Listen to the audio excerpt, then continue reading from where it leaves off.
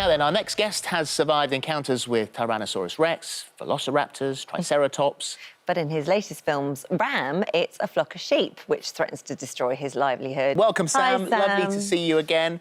It's strangely prophetic, the film. I mean, it has bushfires, which everybody endured down in Australia, a pandemic, which we're all going through at the moment, and also your vineyard, the land that you live on now, that you own now, had a similar story.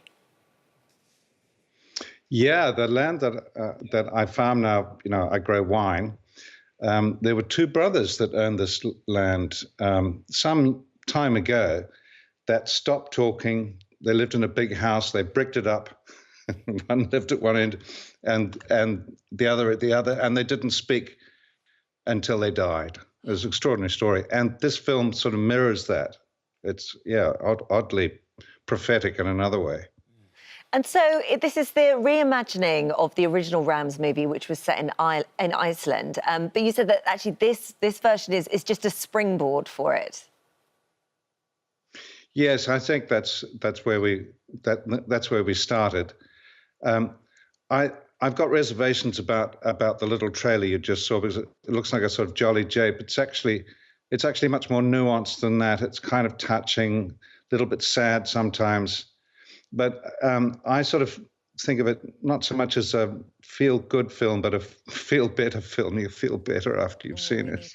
Well, you've had that with the people that have seen it. That you said there was a screening the other day. I mean, you're very lucky in New Zealand because you've dealt with the pandemic in a different way, much smaller population, obviously, as well. And so you had a screening with a whole bunch of people who were sitting next to each other.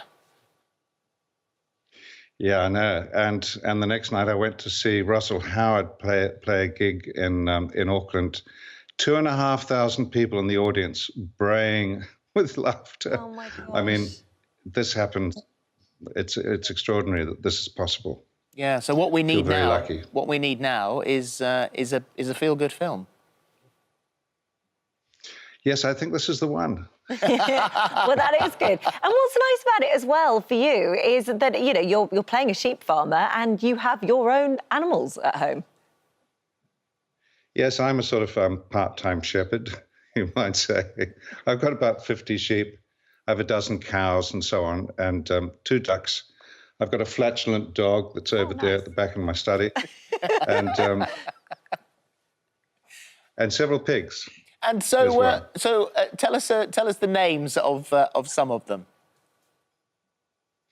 Oh, I sort of named some of them after friends. I've got a lovely cow, gorgeous cow called Helena Bonham Carter, who's been about 10 years old now. She's had about 4 calves, I think. I have a retired ram called Jeff Goldblum.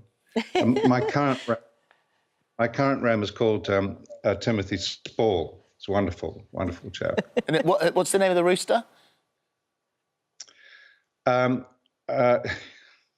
Yes, I'm slightly embarrassed about that. Now I won't say his name because he took offence when I...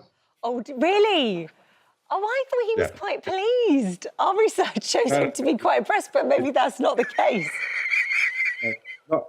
Not everyone is happy to be named after.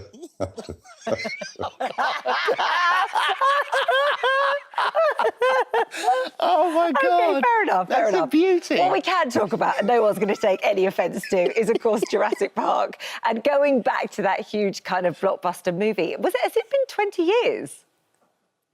It's been 20 years. I know. Time flies, and but some of us are back. Richard, of course, isn't with us anymore, but Jeff and Laura are there, and it was a lovely time. We were in Buckinghamshire for all that time, and sort of locked down in a very nice hotel, and they looked after us wonderfully. It was actually a lot of fun. I think it's going to be a terrific film. And it just goes to show how much it costs these days to make a blockbuster movie like that. I think the company spent something like $5 million on keeping you all safe. $5 million, yeah. I mean, and money well spent. So we're very lucky about that. It's Michael Fassbender, actually. I might as well tell you it's Michael Fassbender. If you hadn't done it when you'd gone, I was going to say it. Oh, I've got so many follow-up questions for this, but I'm not sure we're allowed to. maybe we should sort of tread in the area of wine. That might be a safe area to go to. How is your wine doing? This is 2 paddocks, isn't it? I love it. I bought a whole case. The last time you were on the show, I bought a case, and it's an absolutely delicious Pinot Noir. Oh, maybe we need to get a case of that and then ask you more questions about Michael. That's got to be a very calming place to be, I would have thought, with all of this going on in the world and your own vineyard. Yes, it is. It feels like a little oasis, and I'm very grateful for it. And my heart goes out to everyone in the UK. It must be so tough to be going through a third lockdown. I mean, it's unimaginable. But it's worth it, and there is light at the end of the tunnel, and it's evident here that we're living life as we used to, and that will happen before too long. I'm absolutely sure of it. Yeah, everywhere. sure too. Well, it's lovely to see you, as always. Sam, thank you so much. And so, Rams is out now on all platforms, including Sky and Amazon, and give our regards to the rooster. Bye, Sam. Thank you, Sam.